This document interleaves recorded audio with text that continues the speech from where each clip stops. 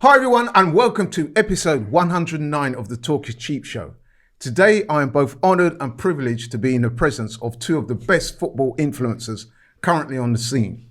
First up, to my left, a man who has graced this show 109 times, and during that time he has given us the benefit of his vast football knowledge. Also during that time he has provided us with the type of insights you can only get from having played the game at the highest level.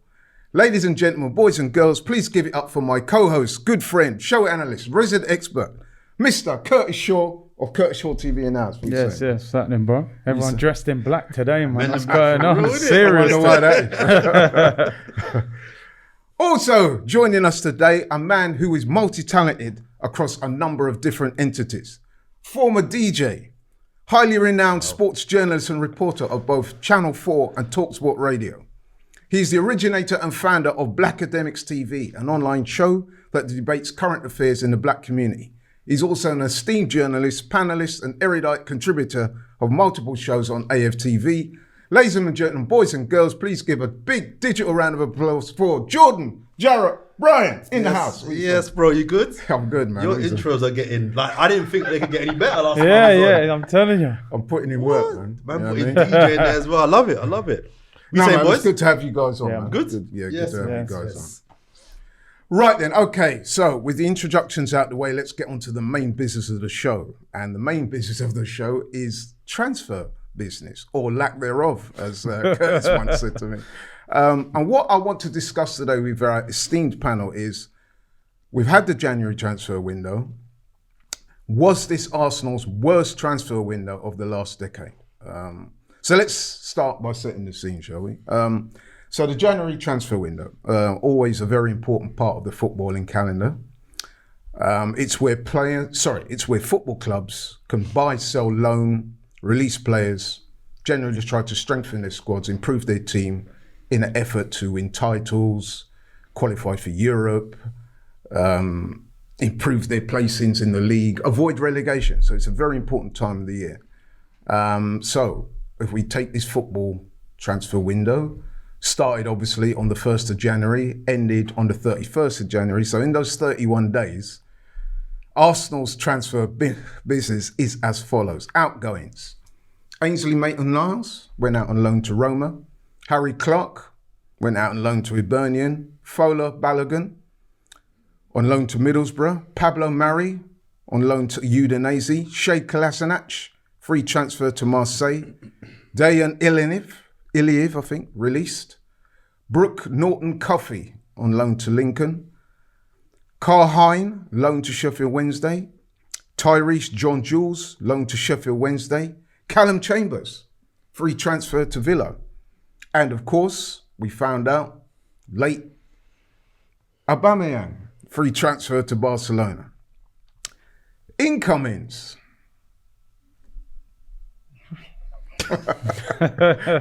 Matt Turner, goalkeeper from New England Revolution, and Austin Trusty, defender, Colorado Rapids, not due to join us apparently until the summer anyway. Both of those guys actually. So that's the scene set. As you can see, or as you can hear from that, there wasn't much going on at all. Let me throw it open to our panel. I'm going to start with Curtis. Curtis, what do you make of that, bro? Shambles. That for me is a shambles. Listen, I respect the fact that we got rid of players that I think we needed to get rid of. I don't think anyone's losing sleep about Kolasinac and players like that leaving the club. They should have left a long time ago. It's a case of you have to find replacements for some of these players. If you let 6 players go, 6 first team players, you're going to be short on numbers. And when you consider we called a game off a few weeks ago for not having enough players, this is a kind of time where you do need a bigger squad. Now, I understand we're out of Europe, or we weren't in Europe, and we're out of both cups, so maybe the need for numbers is not as necessary as some other clubs. But we've left ourselves, to me, in a situation where we're one injury away in a lot of positions from a major problem. Outside of Gabriel and Ben White, you've got Holding. For me, that's not good enough. Tomiyasu injury would be Cedric, not good enough. you look at the midfield. I mean, Xhaka and Thomas Partey has not pulled up trees as a partnership. I think most of us would agree Xhaka needs to be upgraded. I mean, and then you look at up front, we've let Aubameyang go and kept 2 strikers that are out of contract in the summer that have scored 3 goals between them all season. And yet we're expecting these guys to fire us potentially to top 4. So, you know, we're going to speak about Aubameyang and such, I'm sure, in more detail. But I just think we've left ourselves short. I think we had a huge opportunity. We didn't expect to be in a top 4 race. And I think to have just got maybe 2 players through the door of quality who could have given us that boost, a midfielder and a striker, I think we would have had an opportunity. I think now we've left ourselves in a precarious situation. I think we're short. And you have to wonder why they haven't made a move. Whose fault is it? Or maybe it's all of them to blame. So I'm very disappointed with the window. You sounded, I'm not No, very. That's why I'm in black, man. It's serious times today. You know what I mean? Yeah, well, I think you can see from Curtis's response there, he's not a happy man. Going over to Jordan, my esteemed panelist on my right here. So you've heard what Curtis has had to say. Your initial thoughts, before we deep dive, your initial thoughts on Arsenal's business, or as I like to say, lack thereof. Well, I think in answer to the question initially, the answer was no. It's not Arsenal's worst ever transfer window. There have been No, worse. to be fair, I did say the last 10 years. Last 10 years, I would still say no. Yeah. Still think there's been worse windows than this. I understand why Arsenal fans are vexed, because as football fans, and I'm going to kind of put my boring, serious hat on for a second. You're going to start capping. I'm going to, what? You look uneasy, you know. I understand why transfers get people excited. New players, I get that. But something we may discuss later on in the show, but I think this idea that transfers solve all problems is a bit dangerous. Anytime a team's doing poorly or whatever, buy.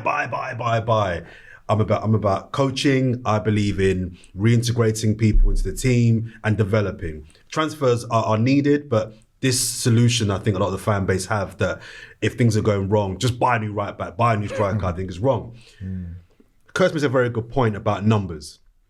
4 weeks ago, start of January, we were, for me, probably leading the pack of teams to get the top, the 4th place spot. Yeah. Ahead of, you look at where United were a month ago, Spurs were a month ago, even West Ham. I would say our form, we looked like we were the favourites for top 4. I was saying on our other show, on AFTV VIP, by the way, check it out, on the podcast Forever Arsenal, 2 more players, I think, 2 more experienced players would take us over the line. I don't think the young players that we have currently got that have got us this far have enough to get us to 4th. I think at some point they're going to dip and they're going to fall off. And I thought, even a Wijnaldum, I don't know why we didn't try and get him from Liverpool when he left there. A Wijnaldum and an experienced striker would have been a massive improvement for us in terms of just that know-how of having to get over the line when you get to the point of the season where it really matters, your February, your March, your April. We haven't done that. So I understand why the fan base are vexed. But what I would say is, and going back to your main question of the show, is it our worst window? It's not, because sometimes I think signing for signing's sake is worse than no signings at all. We've been saying, and we've all said it over the last 3 or 4 years, we need to gut half the squad. We had men like Mustafi and Xhaka and Kolasinac and a whole lot of dead man, just dead food throughout the whole squad. Yeah, we've all said that. We've got to get rid of him, Ozil, We don't really have that anymore. Look at our squad now. A lot of those players that we were saying 2 years ago we need to get rid of, all of them, bar Xhaka, they've all gone. Now, bearing in mind we're not in Europe and we're at all the cups, again, Coach made a very good point about the number of games that we have. Do we need a big squad? Probably not. However, in certain areas we are a little bit light. Again, as you mentioned, Curtis, if, like I said, even pulls a hamstring after 3 or 4 weeks, you're now playing Nketiah up front for 3 weeks. Is that going to be enough? Probably not. So I don't think it's a case of we had to How about sign. if he scores a goal? Wow, you're harsh. You are harsh. You are sending for A. Wow. No, well, okay, listen. I My do point get is, that. I I do think get that that. I do get What that. we would have been all vexed, and we have been in January in recent times, where we've bought a player and it's they're not even good. played. Yeah. We've all been vexed in January. We've signed a player and we thought, hey, and their man had gone in 6 months' time. So I think they've gambled in that they're thinking to themselves, and it is a gamble. We have enough with what we've got to get fourth. I don't think we have personally, but they've gambled that rather than just getting a man in for the sake of it and then being stuck with another Mustafi or another Kolasinac or another player that we can't get rid of for the next 3 or 4 years. Let's stick with what we've got. Let's back Arteta with his coaching methods to get the job done. I think it won't be enough in the end. I do agree on that. But I hear what you're saying. Than just buying for buying's sake. But that's only partially true, isn't it? Because it is clear to pretty much everybody that we were in the market for some players. Yeah. And we didn't get them across the line for whatever reason. Vlahovic is But that's one. okay. For me, my thing has always been try. They tried to get Vlahovic, they couldn't get him. He picked Juventus. Well, That's the thing hard with to Vlahovic compete. is strange is that, and Curtis will allude to this as well, is that, because we spoke about this on the Talk is Cheap show for a few weeks, it was always evident to us that he wasn't really ever going to come to us. I mean, there was comments being attributed to either him or his agent saying that Arsenal didn't so-called match his ambitions. And despite all the energy and all the interest we were throwing his way, that was not being reciprocated. It was like unrequited love, really, wasn't it? He wasn't interested. So my thing is, where was your alternatives? And how deep did they go in I mean, we were linked with Isaac. I know, Curtis, you got some thoughts around that. We've been linked with other players that we didn't get across the line. I mean, over the weekend, I don't know if you saw on social media, but the Arsenal fan base were hunting down Isaac, typing in man's number plate and everything. The man just came here for some, Louis Vuitton backpacks and that, you know what I mean? But I do get your point, Jordan, in the sense that I think, you don't want Arsenal to just buy anybody, because we have done that before. Denis Suarez, Kim Kallstrom, we've been down this road. I just think the one for me especially is, if you're going to let Aubameyang go, I just think you have to replace him, because I just think that striker could be the difference between getting 4-4 or not. Because I think the one problem we've had this year, we haven't scored enough goals. And I agree with what you said. I think to just rely on the young players and expect Saka, Martinelli, Smith Rowe to get you across the line. Some games, you need your experienced head to win that game for you. Your Kane, your Ronaldo, whoever. And I just think there's a feeling of like, what if? Maybe you should have broke the bank and got somebody who you really wanted. But it is difficult. The January window is difficult. But I think we've seen players go to other clubs and you thought, maybe we could have done with him. So that's kind of where the frustration is. What I would say is, I think we all universally as Arsenal fans all agreed that our window in the summer was a good window. We maybe had a good window, but maybe we could have one or two more. It was all right. It was decent. All right. Yeah, I thought it was Tomiyasu has been brilliant. Ramsdale's been brilliant. Ben White's been very good. Who else do we bring in? The left back boy. Tavares has been a decent. I think it was a good window. Yeah, I would say I would upgrade decent. I'd to say good. all right. Yeah. So what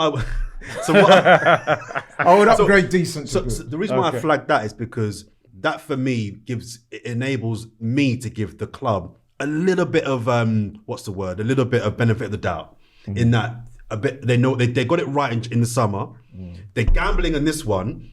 Now come May, if we finish 5th, 6th, 7th, and because we didn't bust the squad out, then let's come on here again and we can pile in. No, but you know what? At the moment, they've got a little bit of goodwill on the bank. A little bit. Yeah, that brings me on nicely to the next question I was going to ask, because let's be honest, we're not on a good run of form at the moment. In fact, 2022 has been pretty poor. We haven't won a game in 2022, scored 1 goal. And let's face it, as Curtis said, we've let Aubameyang go now. So with the transfer window here, you would have thought that the club would have done their earnest best to bring in a couple of players. They've also, on top of that, you've had the COVID and 1 or 2 injuries, players at AFCON, etc., etc. So do you not think it speaks to a perceived lack of ambition? No. For the club not to do their best to try and get players in? I think on this occasion, I'm going to give the club a little bit of slack. I think they did try. But what they didn't want to do clearly was, as you said, they didn't want to just buy someone. The fan base like, okay, at least they've bought somebody, and then that somebody's with us for 3 years on a £200 a week contract. We can't get rid of him. So how do you? I think they did try. They just couldn't get the guy. Strikers are hard to get, Yeah, they tried. And I don't want Calvert-Lewin. I don't want them man there. So they tried, but how hard did they try? I mean, Newcastle brought in a load of players. Yeah, but Newcastle needs, and where Newcastle are different to us. What, you want to sign Chris Wood? No, I'm just saying that those clubs, Villa, Newcastle, 1 or 2, Everton, they've addressed their needs and they've brought in players. We have not done that. I agree.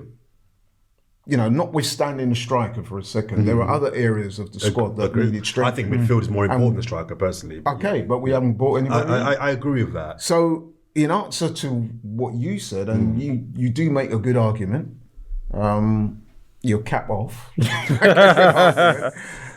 But having said that, the squad has not been strengthened. No. We're in a very precarious position in terms of our league placing right now because we've dropped off. Other teams are catching us up. There's a real struggle on for that 4th place. And we're out of both the cups. So we need that. So to not bring anybody in, to me, is very poor. Now I'm going to ask my boy Curtis to not so much back me up, but give his thoughts on it. What do you think? Listen, I understand the point entirely. I look at Bruno Gomes, who signed for Newcastle, just as an example. That's a player we chased for over a year, and Newcastle pull him out. He's earning 65 grand a week. I mean, he, for me, ticked a lot of boxes. 24, Brazilian international, Edu knows him. I don't understand why we didn't move for him. And like you said, even if we couldn't get the striker, get the midfielder.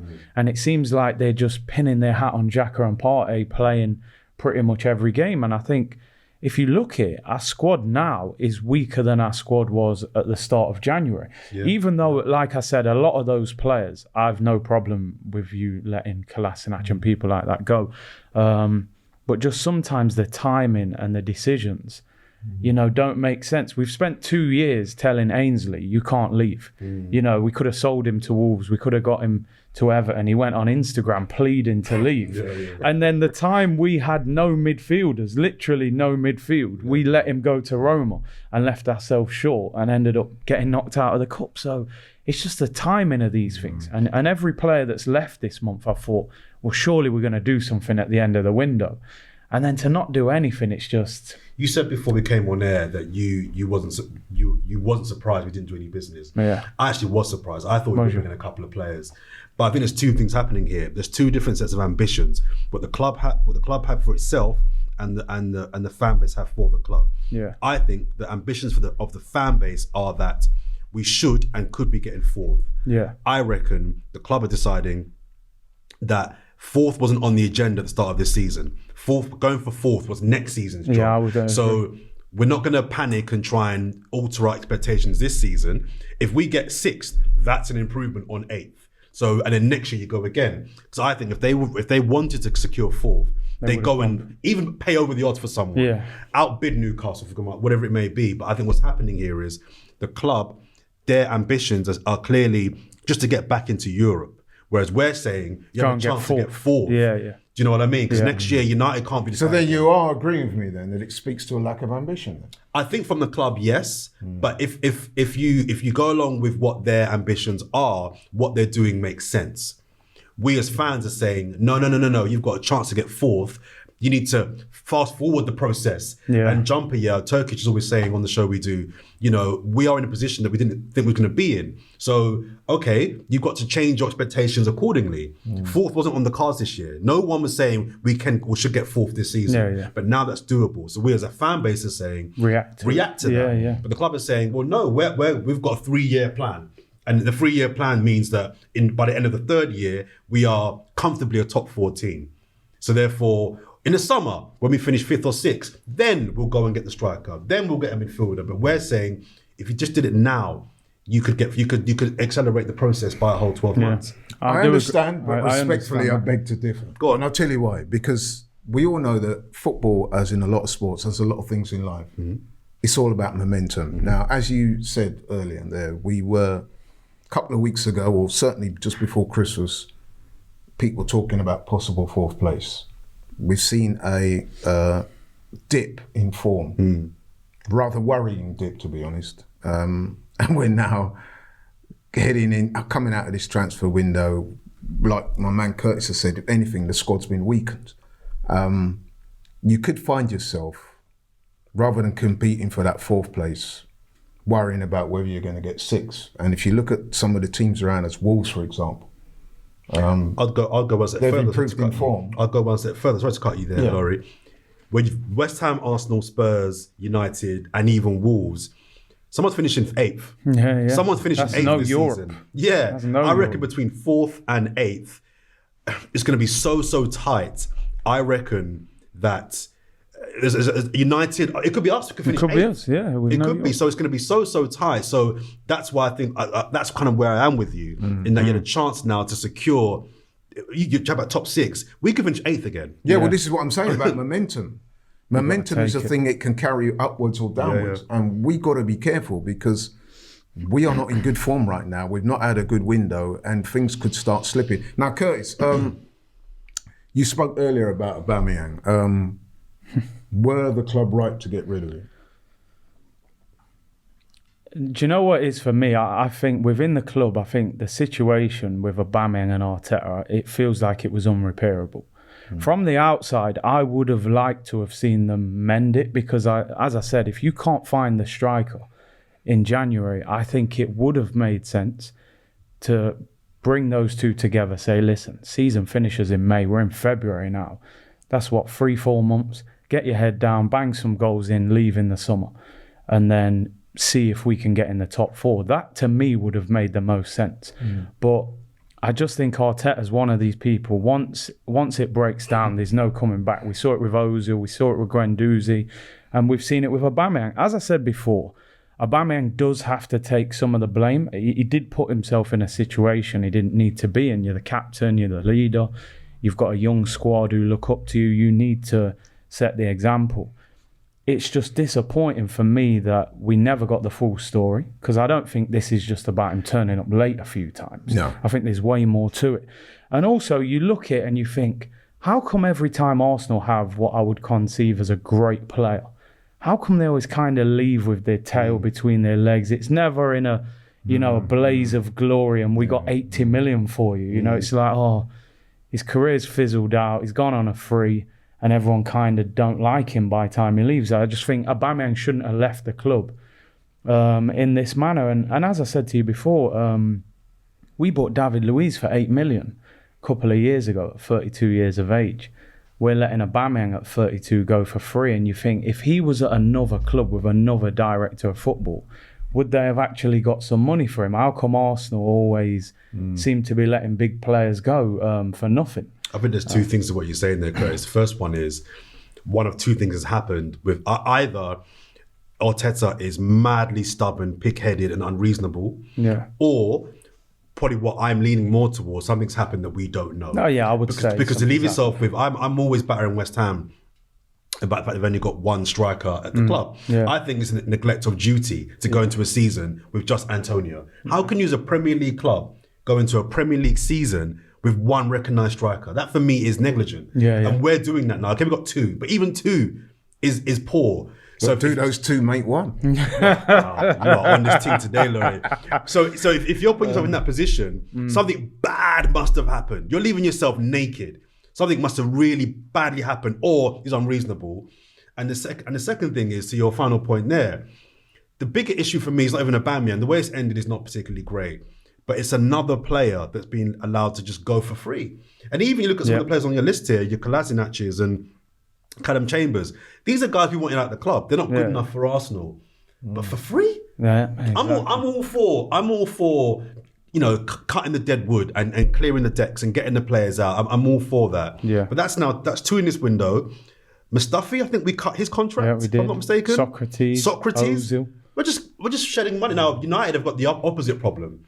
They're deciding that unless you're going to buy our players, we'll let them run down their contracts and stay. And that's equally damaging. Because then you've got a bloated squad of players on big contracts. So I do see some value in just getting rid of people, but it's a trend. When are we going to learn about the value of selling players? We're the worst at having commodities that end up going for free. Ramsey. When is it going to end? Yeah.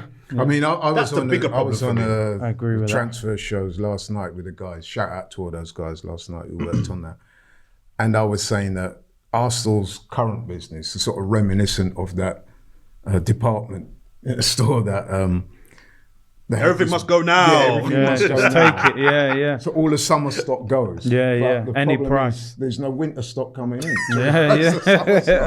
Shops. Whilst we're on Aubameyang, I think it is pertinent. I might come across as a fanboy to some of the people out there. No, you but do. forgive That's me. okay. That's fine. But listen, I think it's worth making the point. I dug up some stats on Aubameyang. So his Premier League record whilst he was at the club, 128 appearances, 68 goals, 16 assists. Now that goal record is pretty phenomenal now. It's better than 1 in 2. That is a very good goal scoring record. And I come across another stat to say what I found very interesting. And that was to put Aubameyang's influence at Arsenal into context. Since Aubameyang arrived, his Premier League goals have been worth more points than any other player in the Premier League. Aubameyang has won a whopping 53 points with his 68 league goals. 3 more points than the nearest contender, Liverpool's Mo Salah. Aubameyang is the fastest Arsenal striker to get 50 league goals.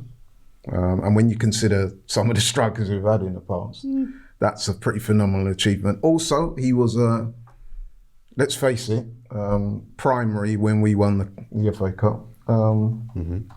So for him to bow in this way is a little bit disappointing, to say the least. And although I do accept that we don't really know what the circumstances that led to that breakdown in relationship was.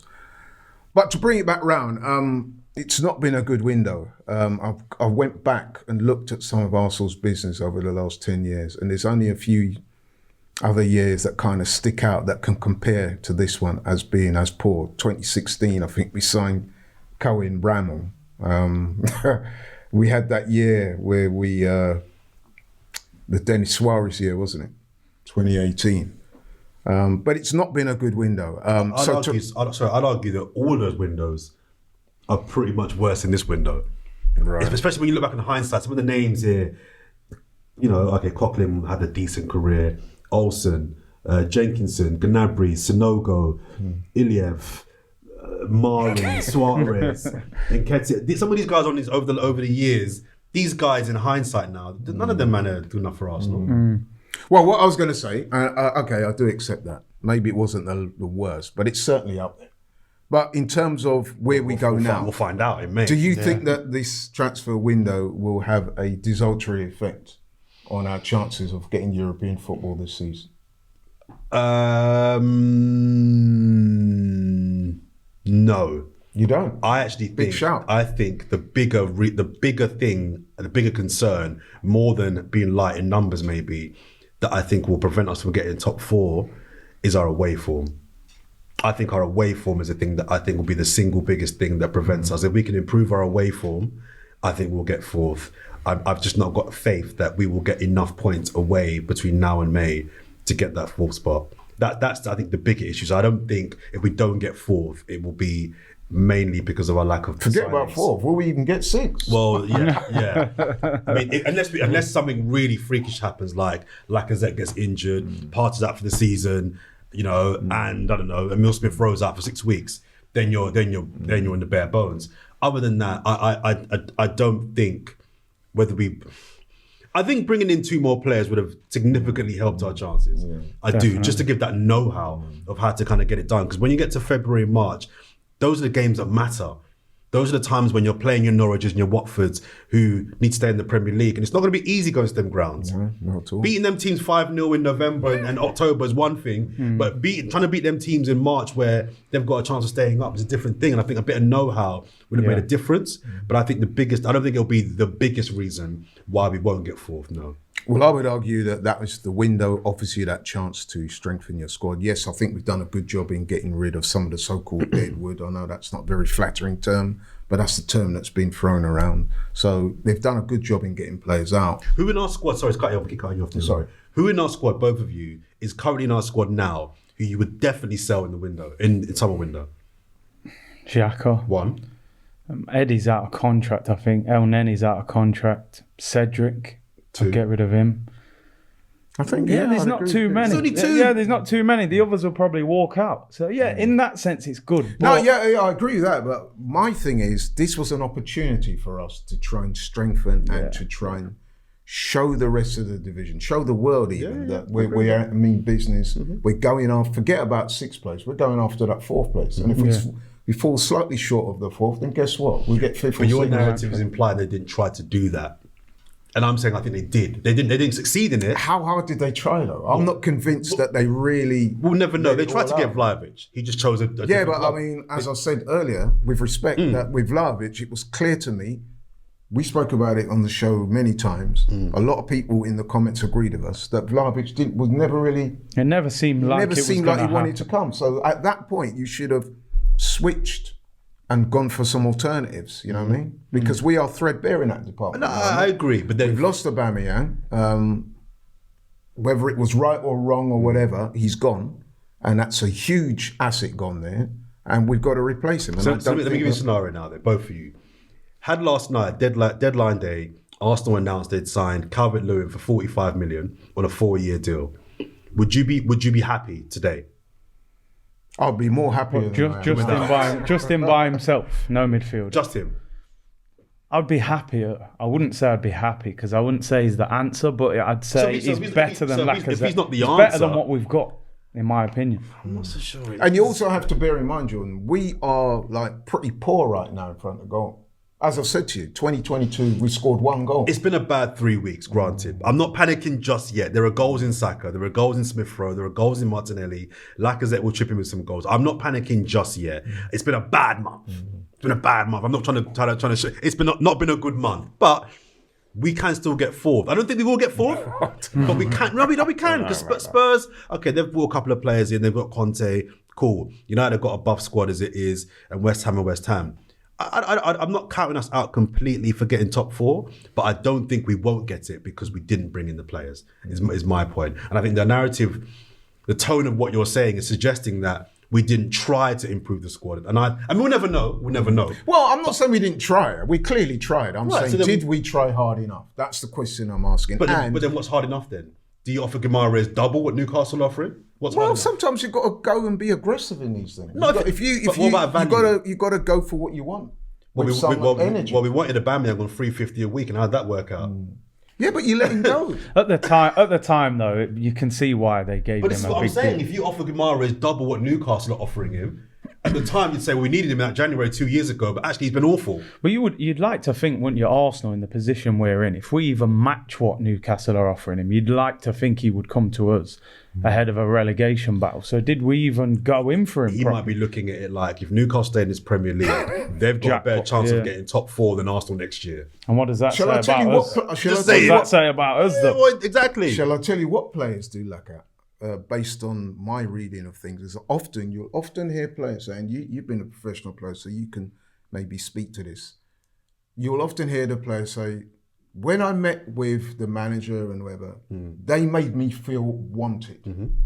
Now, is that part of it? Yeah, but how much did you really want to get that across the line? No, but again, that's unfair. You put the offer out there when the guy says, well, use it. Okay, well, fair enough. Yeah. I think it's a little bit unfair because that. Sorry, go on. No. I think it's more like, if you're trying to sign a player, naturally you want him anyway. I think it's more whether you're convinced about the project and the club. And I think, to me, my feeling is, if you're a big player at the moment in Europe or wherever, and you look at that Arsenal project, I think there are still red flags over that project. If you're a top player, you're saying, they've made progress, but are they really, do they mean business? Do you feel like Arsenal, they're going to win big trophies over the next few years? Is Arteta going to become a top manager?